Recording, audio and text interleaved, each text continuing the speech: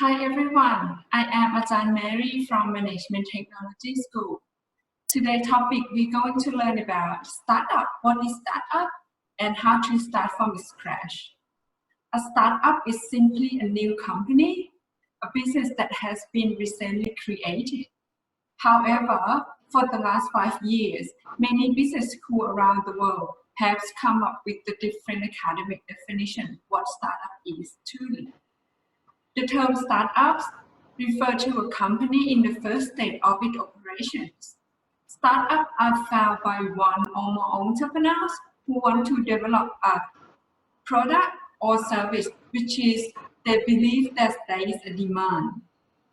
Startup by its nature is typical startup tend to be a shoestring operation with initial funding from the founder or their friends and families. Startup is also a team of entrepreneurial talent developing new innovations in identifiable and investable from in progress to validate and capture the value of created innovations with ambition to grow fast with scalable business model for maximize impacts.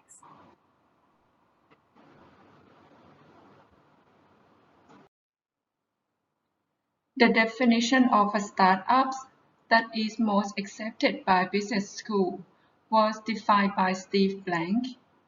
Steve Blank, a serial entrepreneur and professor at business school in Columbia University, Stanford, Berkeley, and Imperial College. He said, a startup is a temporary organization designed to look for a business model that is repeatable and scalable, while a company is a permanent organization designed to execute a business model that is repeatable and scalable. Therefore, the difference is that startups look for an attractive business model, while companies already have a business model and are focused on successfully executing it. This distinction affects the nature and needs of both kinds of organizations. So, what's the difference between large company, small and medium-sized enterprise, and startups? The biggest difference between three types of companies is their top objectives. Large companies are focused on productivity. They need to be efficient, get the best impact with the resources, and engage in supply chain. They work with budgets to understand how the company spends. They might calculate the return on investment to decide about the changes. One of the most important differences between startups and small business is product or service innovation. Small businesses are driven by profitability and stable long-term value. Small business makes progress within limits established by a business person oneself. In other words, they put limitations on the growth of the company and focus on service of a certain circle of customers. While innovations are the most important things for startups, startups are meant to create something new and to improve what already exists. They are focused on top-end revenue and growth potential. It might take months or even years for startups to gain first sense. A top target to create a product which consumers will like and will take on a market. If this aim will be achieved, profit of the company will be millions. The word startups is taking a greater impact, and perhaps for marketing issue or something that is happening globally. While technology company and social media network like Facebook, Google, Apple, Twitter are having their good year in the market. New businesses are emerging. Startups have a fashionable rise in the recent year. However, to think that the only company that exists are technological, this can be recognized as a mistake. According to Steve Blank, a professor of entrepreneurship at Columbia University, Blank is recognized for developing the customer development method by launching the Lean Startup movement, a methodology which recognizes that startups are not smaller version of a large company, but require their own set of process and tools to be successful. He explained the entrepreneurial process and overall the types of startup that exist. Now have a look at his video.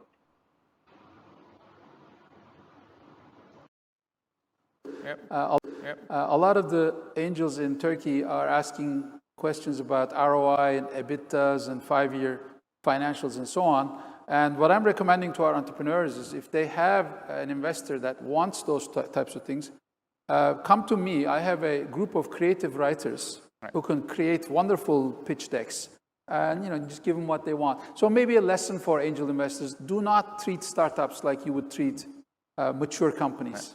So that brings up another subject, which, by the way, used to confuse me. When I've retired as an entrepreneur and started teaching, I thought entrepreneurship was pretty well defined.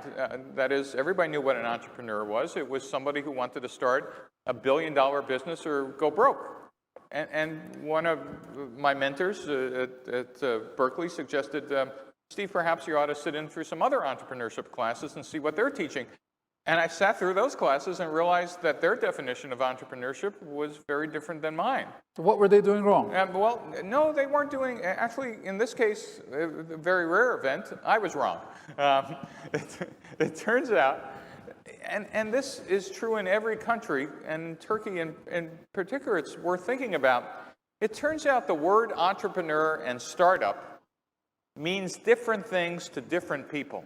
Yeah. And this really screws up investors, government, and educators without having a taxonomy, that is a kind of a set of buckets about what kind of startups are we talking about. Let me give you a set of examples. There's a certain type of entrepreneur which I call a lifestyle entrepreneur, maybe more prevalent in the United States, but these are people whose life really isn't about startups. Their life is about something else. I happen to live near the ocean, and some of my friends are surfers. And if they could, they would surf in the water 24 hours a day. But they have to pay the bills, so they set up their own business, right? At a surf shack, it says surfing lessons, 9:15 to 10:30.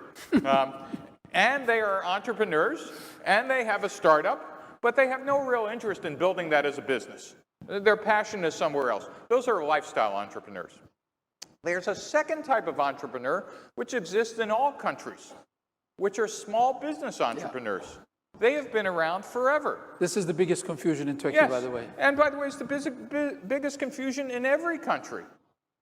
And by the way, why this is important is the teams are different, financing is different, scale is different, how you teach them is different, how the government supports them is different. And it's not that anyone is right or wrong, they're just different. Small business entrepreneurs are the majority of entrepreneurs in any country. These are people who want to open a grocery store or dry cleaners or nowadays a website or want to be a database consultant. And they want to feed the family and maybe their extended family, and if they're lucky, they could buy a car or a second house or something, but they have no interest in and maybe no capacity to take over the world. Their interest is just not working for someone else and having their own business. And teaching them how to do that is an honorable profession, and having government support for them to do that. But Absolutely. They need to understand is that they are not going to raise venture capital. They typically raise money from friends and family. In the US, there's government support for that as well, I assume in Turkey also, as well. And those are the core of entrepreneurship. And in fact, having that culture is great. But what we talk about in Silicon Valley is much different. So there's another category which we call, or I call, scalable startups.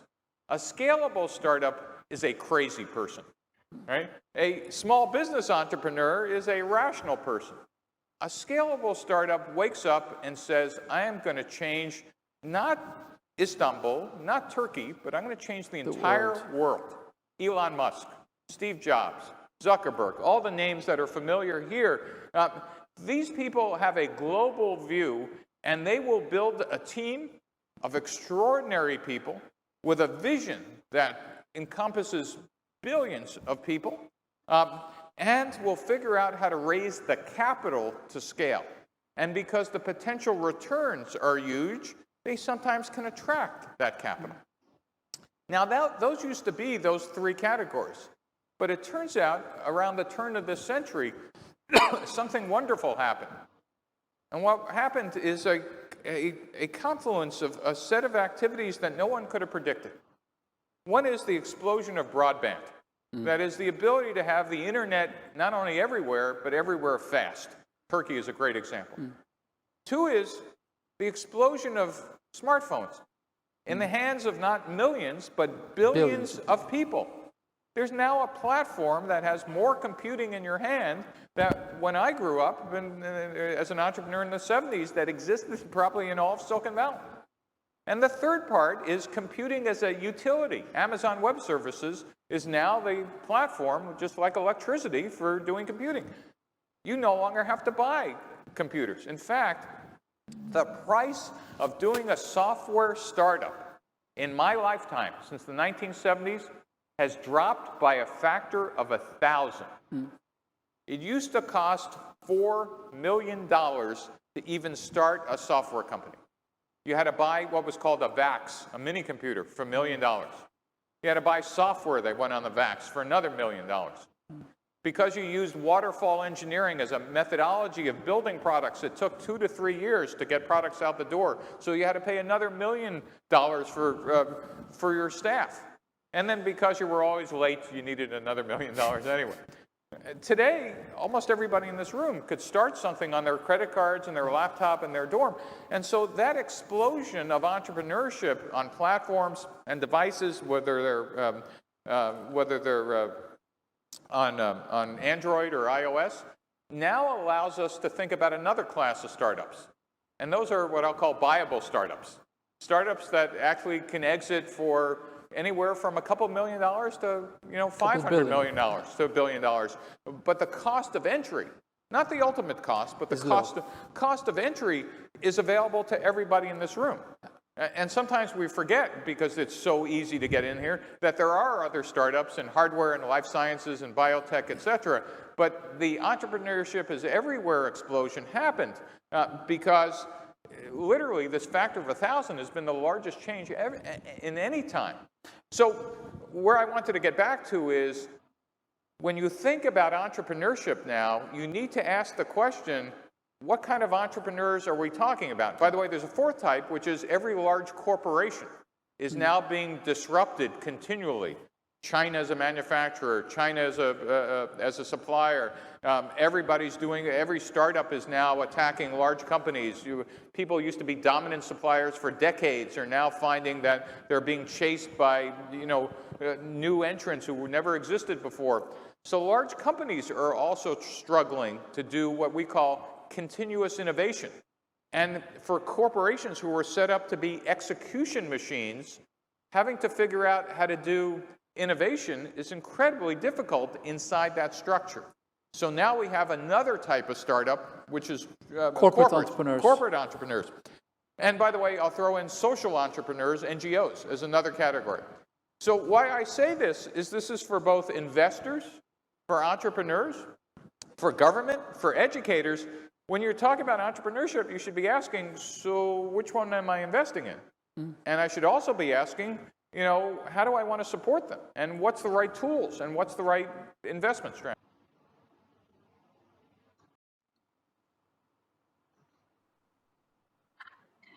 Well, after you watch the video clip from Steve Blank, you now understand more about the 6 types of startup and the differences between people, funding, and the strategy involved. Now, we move on to the state of startup.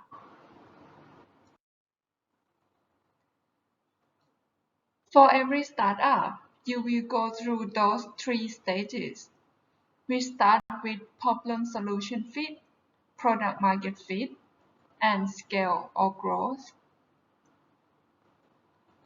Problem-solution fit is the first stage where you discover a valid solution for a problem worth solving for a sizable population. At this stage, it is important for you to interview users to see if you have made the right hypothesis on the problem and the solution. This is also a good time to learn about how you should build your products.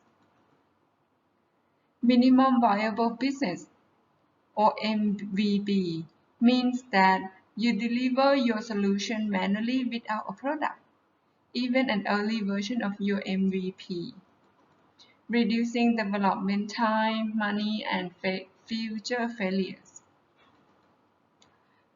The second stage is product market fit, the most important and difficult stage out of the three stages. If you are able to get past this stage, then your product is pretty much set. You have left Mission Impossible land. This is the stage where you have built your solution into a product that people want and have validated your business model. Do not focus on getting users before you have achieved product market fit. Work with your early adopters and keep tweaking your solution until you are there. A good way to know whether or not you have reached this state is if at least 40% of your users would be very disappointed if you could no longer use your product anymore. The last stages of the startup is scale or growth. After you have validated your products is a fit for the market, launch it to the mass market.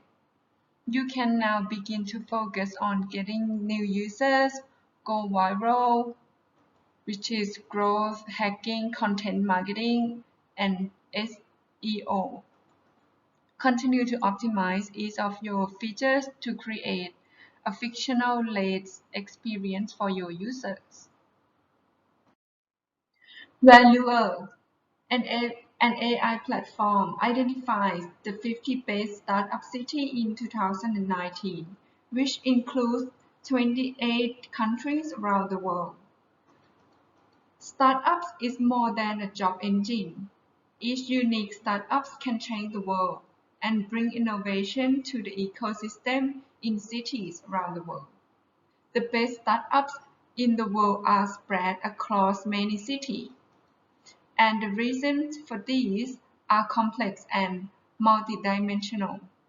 As business dynamics represent a constant flux, the rating below are approximate instead of fixed. So, every city has the right to become a part of the global startup revolution and reap the benefits of job creation, innovation, and economic growth. According to analyst CB Insights, Chinese AI company ByteDance is the highest value startup, currently private, up-and-coming company in the world. The venture, which is value of 75 billion US dollar, is running content platform Toutiao in China, which use machine learning to tailor a new feed for each individual viewer out of traditional and new media sources. The second highest value startup is also from China. Ride-hailing service Didi, valued at 56 billion US dollar, but US companies make up 20% of the top 10. Juul Labs, Stripe, Airbnb, SpaceX, and Epic Games are all valued at 15 billion or more US dollars. Compared to 5 months earlier, the company most notably absent from the top 10 is co-working company WeWork, which had hit rough patch Some of the highest climber compared to 5 months ago are US fintech company Stripe, which grows its value from 22.5 billion to 35.3 billion, and Chinese video sharing platform Kousho, new to the top 10 at a value of 18 billion. A total of 25 companies in the ranking were valued at 10 billion US dollars, making them decacorns.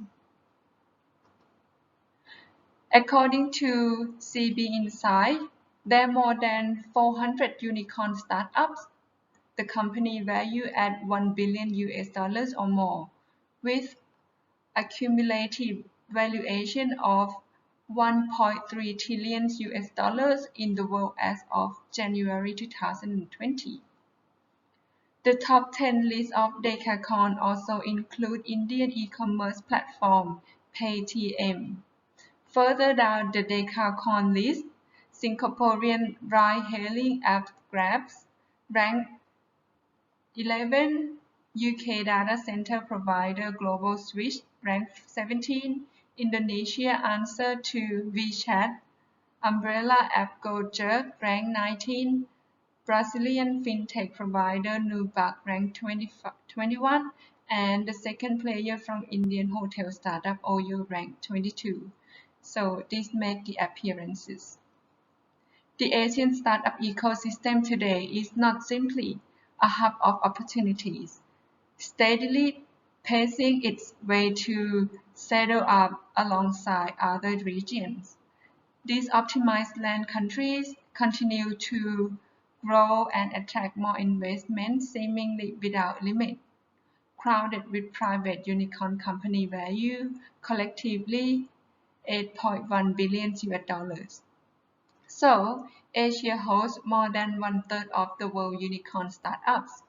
According to recently updated report Global Unicorn Club by CB Insights, the New York-based data analytical software company, Tencent, Grab, and Traveloka have all been globally recognized as Asian startup crowned with unicorn status. Their achievement also serves as inspiration for those who wish to start off small but later grow bigger and faster. Asia is rising, and its outstanding startup ecosystem ensures continued rapid growth. Attractive factors such as Asia-wide government support, innovation, comprehensive internet penetration, and a diverse talent pool are keys to keeping this hub dynamic. The Asia startup scene has seen tremendous growth, with Singapore, one of the world financial centers, already recognized as a Silicon Dragon, and Bangalore, Indian Silicon Valley, is being celebrated for its innovative technology industry. Other cities like Bangkok are poised to take their place alongside the other startups. Now, let's have a look at the 5 hottest startups in Asia. The first one is in mobile startup. The startup from Bangalore, India. With the large number of tech companies, Bangalore is known as the Silicon Valley of India. IT companies in the city employ about 35% of Indian population, which pool of 2.5 million IT professionals and accounts for the highest IT-related export in the country. Tech company incorporated from 2012 to 2017. India now has over 5,000 startups, making it the world's third largest startup ecosystem. In mobile is a global mobile advertising and discovery platform that reached over 1.6 billion unique mobile devices worldwide in 2017. The platform allows brand developer and publisher to engage with and put their product in front of consumer through the use of mobile advertising. The second hottest startup in Asia is Skydish from Fukuoka, Japan. Fukuoka is one of the best placed and most innovative city in Japan. On the island of Kyushu, Fukuoka boasts a strong economy and easy access to the nation's top university and research and development center.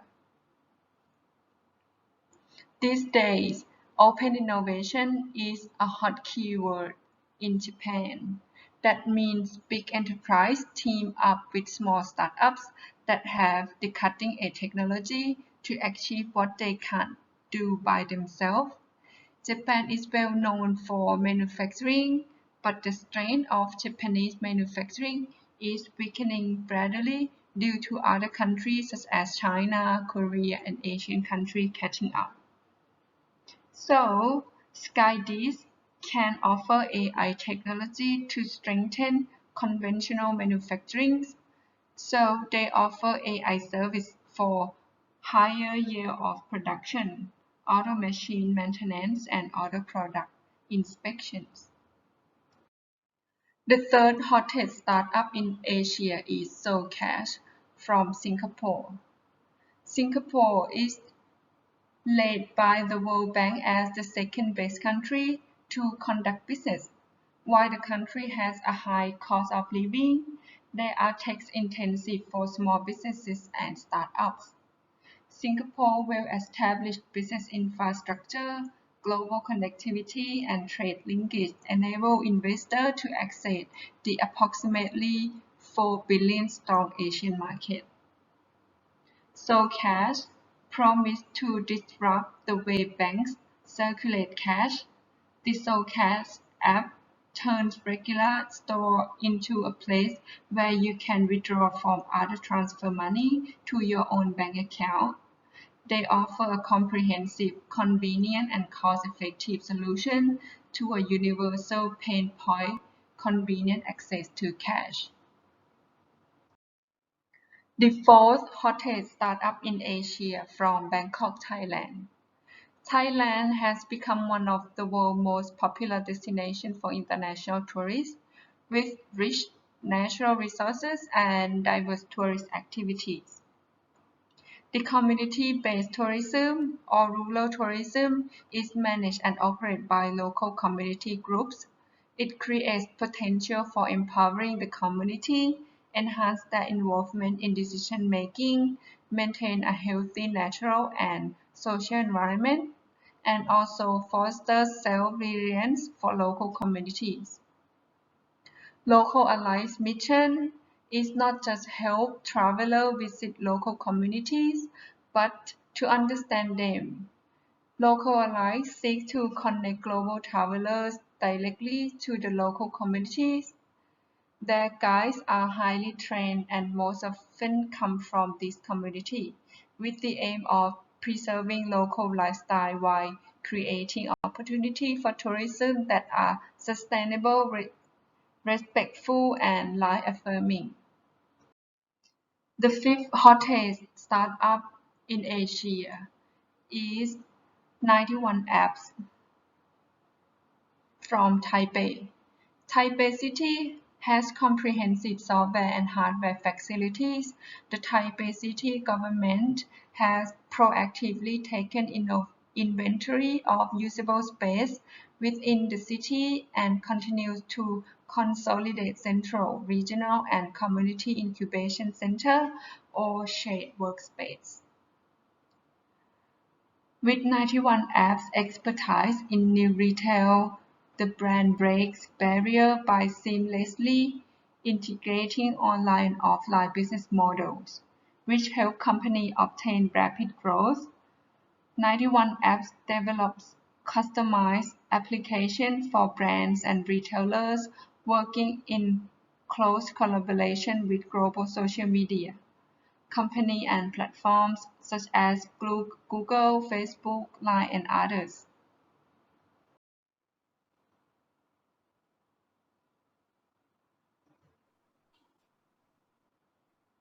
Bangkok startup ecosystem review one of the most dynamic startup in Asia.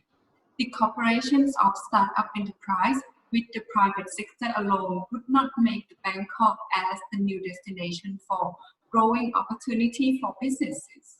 So, what makes Bangkok such a crucial hub for startups? Solid initiatives from the Thai government are key to providing a nurturing environment, allowing startups to unlock their success. Now, have a look at the Thailand ecosystem for startups.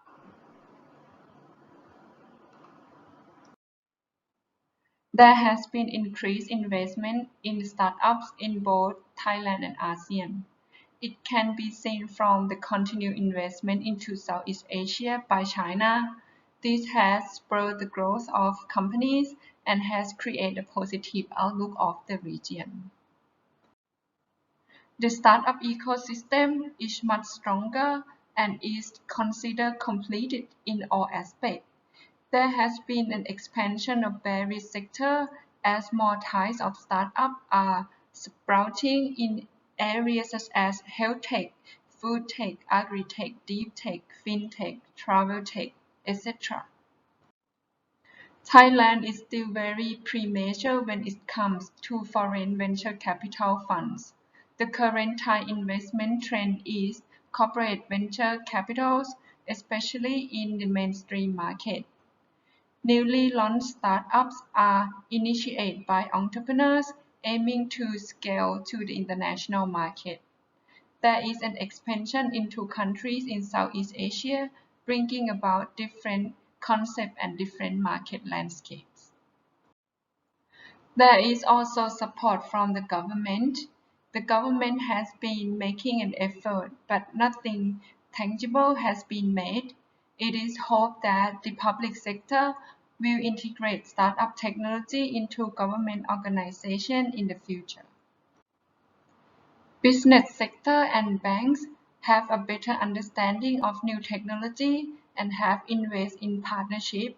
Therefore, when compared to the past, the search for venture capitals is now easier for startups.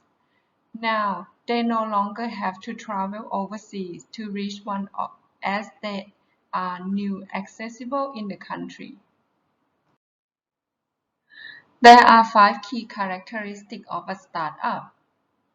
First one, startup focus on growth. Startups are not like any other small companies in one crucial aspect. It is not enough for a startup to stay and generate steady income. Instead, startup founders and team aim for one thing and one thing only: growth. A startup is by definition a company that is designed to grow. However, what growth is and how it looks like depends on the phase the startup is at in the startup financing cycle.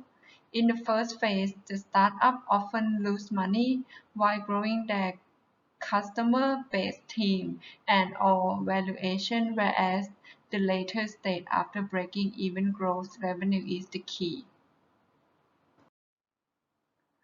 A typical growth journey for startups includes 4 main steps. At the beginning, startups rely on initial capital acquired through, for instance, accelerator, crowdfunding, angel investor, or even friends and family. In this initial phase, the startup is using the capital to build sufficient product and hire a team to generate revenue. After investment, most startups hit the so-called valley of death. They are not making enough money to return the initial capital investment. In example, Uber is still in this phase. It's still growing, but the company costs are far greater than its current revenue. Therefore, Uber's projected break-even point is in 2021. Ideally, in some point, the startup has generated enough revenue to return the initial investment and can shift their size from generating enough money to pay back to more money we could have ever think of. At this phase, most startups foster increased phase of growth through strategic alliance, acquisitions, or additional funding through venture capital or crowdsourcing. Once a startup is on solid growth trajectory, it will consider opening the company to the public with pre-IPO, IPO, and further secondary offerings. Secondly, startup consists of more than one person. Let's start with the obvious. You need a team to call your business a startup. As Startup Commons put it quite beautifully, entrepreneur is an individual, startup is an entrepreneurial team. Moreover, according to CB Insights, the third side reason startups fail is that they did not hire right. You can start a business alone, but to grow, you will need to hire the right people on board, be them employees, freelancers, or co-founders. The third key characteristic, startups cannot consist of more than 500 people. The true size of a startup team is a little more ambiguous. Do you stop being a startup the moment your employee count exceeds 30? Or is 50 where to draw the line? To draw the line on 500, we have benchmarked Alex Williams' famous calculations. He argued for the cap of 500 based on Crunchbase publication for 2016. The most unicorn with 1 million to 2.5 billion valuation employ approximately 600 people. At the hub, some of the big players still well below 500 employees.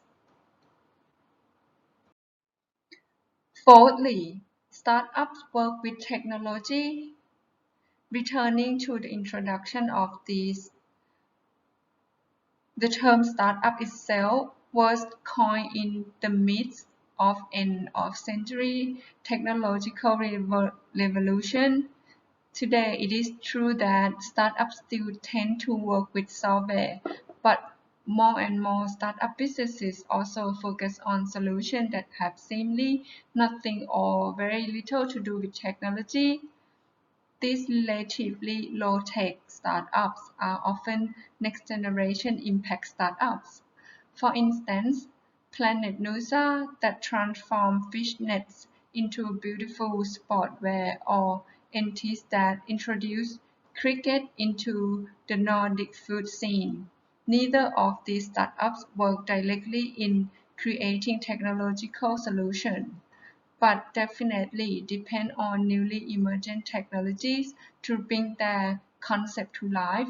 Therefore, it can be said that startups do work with tech, even though the product might not be technical itself. The last one, startups are innovative.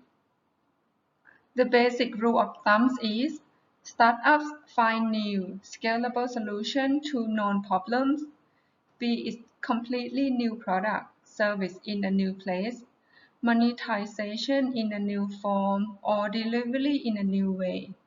Innovation in one of its forms is the key startup success. So far, we have seen at the hub, for instance, startups creating plastic-like packaging out of wood, adding sensor to gym equipment to track your progress, or even bringing the first generation of drone deliveries to Denmark. Does not get more innovation than that.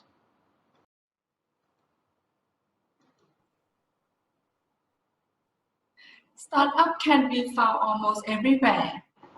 You are born to discover startups in nearly every country that are aimed at solving problems or introducing new technology.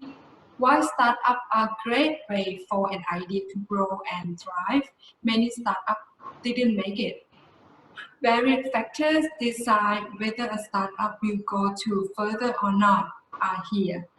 We describe some of the top reasons that help a startup succeed based on a TED Talk podcast video by Bill Gross.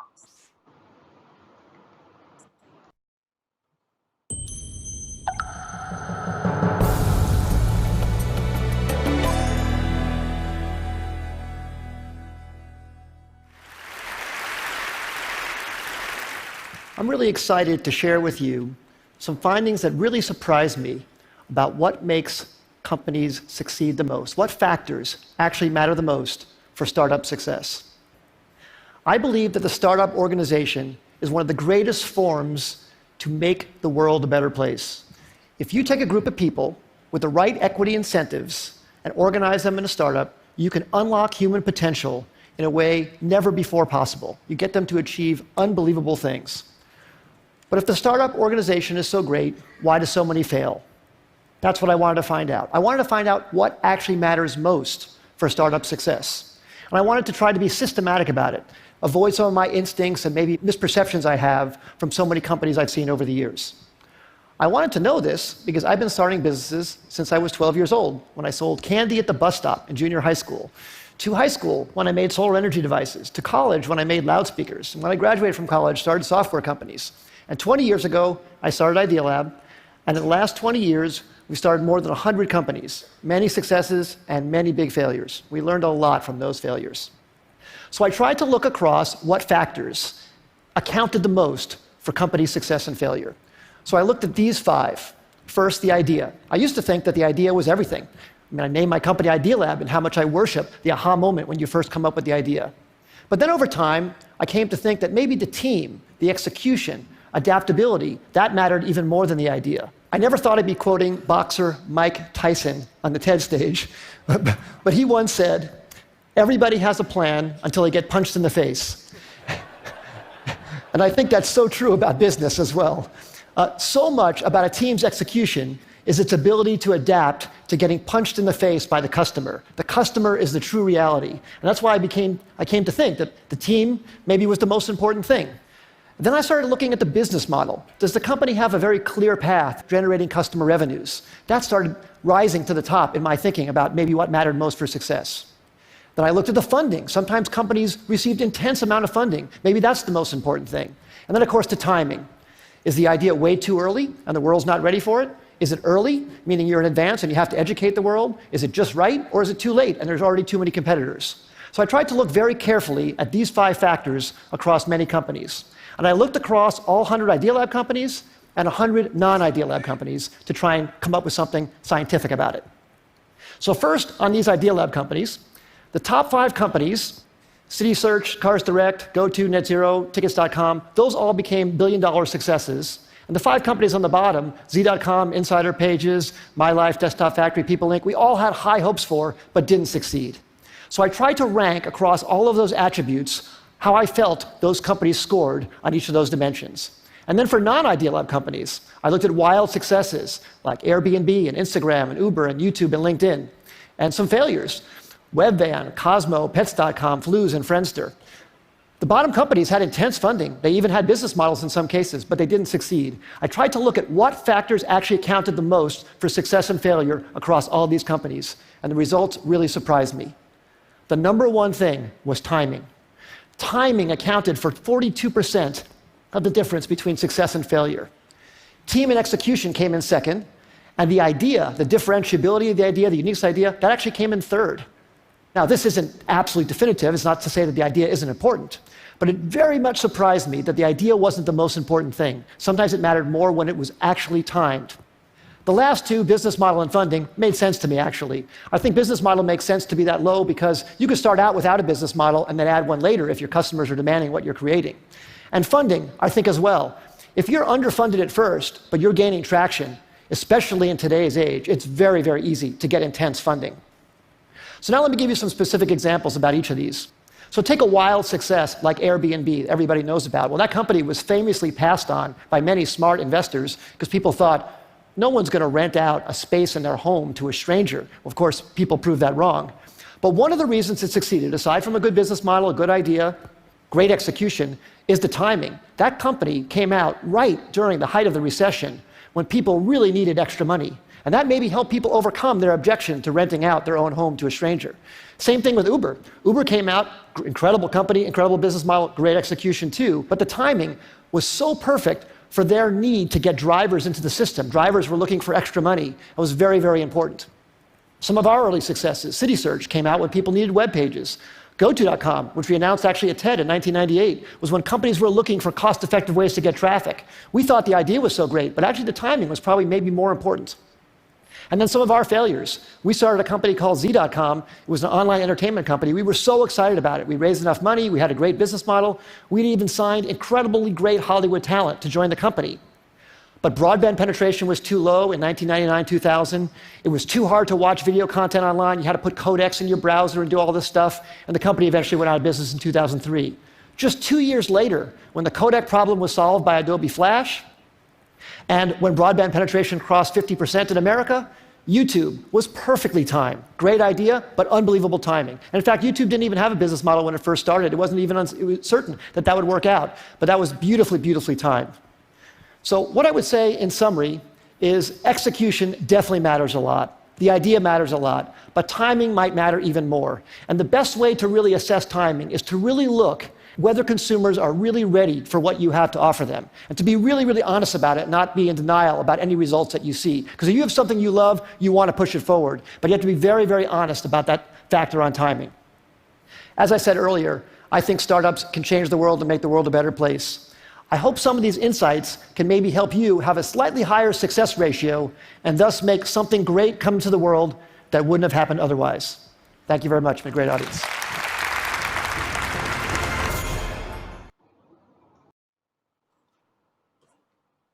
Okay, so this is all about startups. So what you have learned from this class, so you have learned about the definition of the startups. That means different things to different people, the types of the startups, also the 3 stages of startups, the best startup city around the world, and especially the 5 hottest startups in Asia. Also, you have learned about the Thailand startup ecosystem, 5 key characteristics of startups, and what makes a startup success the most. I hope you enjoyed the class, and I'll see you next time.